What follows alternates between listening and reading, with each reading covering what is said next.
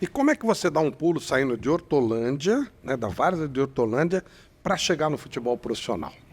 Então, foi outra ruptura de conceito em casa, porque, assim, como toda família brasileira, né, a gente vive numa sociedade machista, então o meu pai, ele achava bonitinho, legal, eu ganhar o dinheiro e bandeirar perto dele, com os amigos dele, né, um mundo em que ele tinha controle. E aí, quando eu completei 18 anos, eu vim para a Federação Paulista fazer o curso aqui.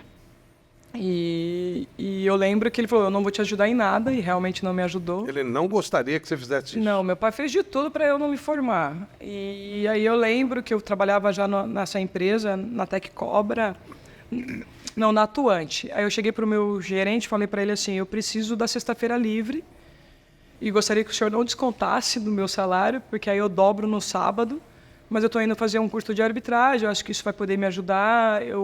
Me falaram que eu tenho o dom para isso e eu quero tentar no cenário profissional. Aí eu lembro que o meu gerente falou assim, Ana Paula, mas você acha que uma mulher vai dar certo nesse ambiente? Eu falei, eu não sei, eu quero tentar. Eu quero ir lá, eu gosto, eu quero tentar. Eu acho que eu posso mudar minha vida por meio do esporte. Eu me apaixonei, né, pelo futebol.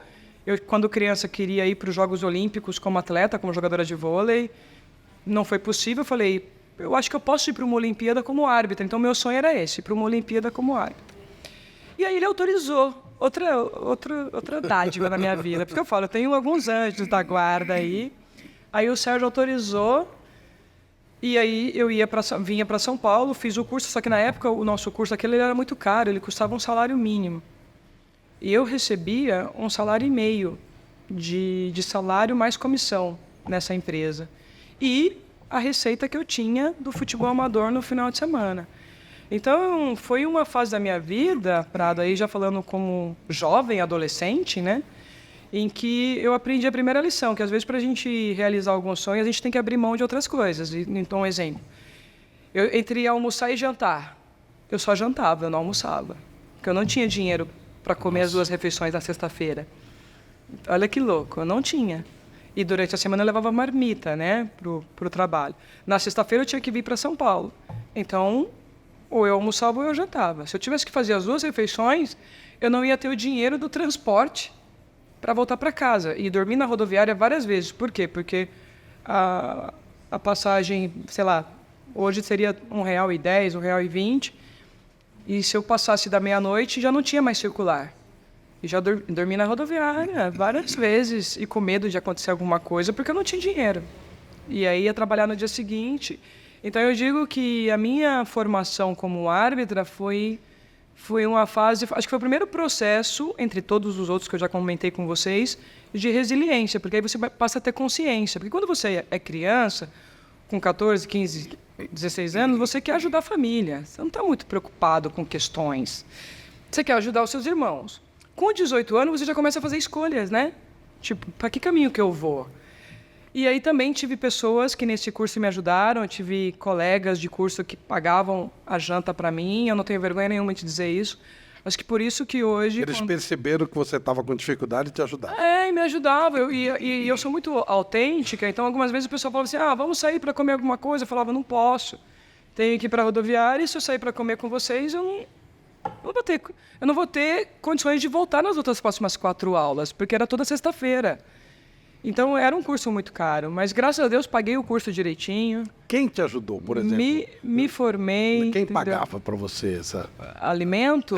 Nesses jantares. Assim. Então, eu sou muito grata a um profissional que é um grande amigo, hoje a gente está um pouco distante, mas Marcelo Rogério é Filho do Gustavo? Filho do Gustavo, que foi nosso professor. Maravilhoso. O Marcelo Rogério foi um dos que comprou muito sanduíche para mim. É verdade, na época de escola. É legal, bacana. É um ponto grande para ele. Demais. Não tinha escolha. E deu certo. Foi uma aposta que eu fiz. Eu sentia dentro de mim que o futebol podia mudar minha vida. Me formei. Assim, 1 ano depois de formada, já estava atuando em grandes jogos. Com 2 anos de formada, eu estava estreando na primeira divisão. Então, eu tinha talento. Quem descobriu esse talento em você Você sabia, você percebeu, tanto que você apostou nisso de uma maneira forte, a ponto de dormir na rodoviária, de precisar do sanduíche do Marcelo Rogério, mas você acreditava na sua capacidade. Quem também acreditou e te deu as oportunidades? Olha, eu acho que, assim, os amigos do meu pai, que me via atuar, eles que foram os primeiros motivadores, porque todos, então eu vou mandar um abraço aí a toda a geração dos anos 90, né? De 95 até 2000, que eu tive a honra de começar como uma menina, né? De 94, 95, bebezinha ali como mesária e depois como árbitra, que foram os amigos do meu pai que me via atuando e falavam assim, Ana, você tem talento para mais. Porque meu pai não me estimulava, meu pai falava assim, você não tem condições, você não vai chegar, isso não é para mulher. Era até uma proteção, né? Talvez ele tinha medo do que eu poderia enfrentar também. Claro. E os amigos do meu pai diziam, não, Joel, deixa a Ana aí. Ela é diferente. A sua menina tem um olhar diferente. Deixa ela viver isso. E aqui em São Paulo, quem foi que te colocou mesmo nos jogos profissionais? Que aí realmente você muda totalmente de patamar. Então, eu tenho que agradecer a comissões que eu tive, né? Eu tenho que agradecer ao Reinaldo Carneiro Bassi, que foi presidente da comissão, que hoje é meu presidente, que me deu a oportunidade como gestor. Eu tenho que agradecer ao Zé Manuel, que foi um dos dirigentes, que eram dirigentes de clube, mas que também via em mim um potencial. Ao professor Gustavo, que foi muito duro comigo no começo. E foi a primeira vez que a gente, quando é do interior, a gente é meio... Não estou defendendo, tá, gente? Pelo amor de Deus. Mas a gente é meio purão, assim, sabe?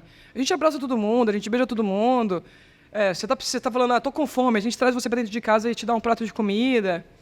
E quando eu cheguei aqui em São Paulo com 18 anos, eu não imaginava tanta rivalidade, tanta competitividade. A gente veio um pouco puro, né? Acho que eu me tornei mulher dentro do futebol, vendo as mazelas do dia a dia. E o Gustavo, no primeiro momento, ele me fez passar muita vergonha na minha primeira aula, mas acho que depois ele viu que eu tinha talento. Porque ele me fez uma pergunta na primeira aula, ele falou assim, qual o seu sonho? Onde você quer chegar? Eu falei, eu quero chegar no Palmeiras e Corinthians.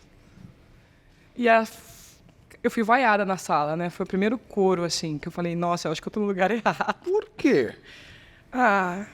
Preconceito. A maioria do grupo era homem, né? E as pessoas falavam assim, essa menina é louca.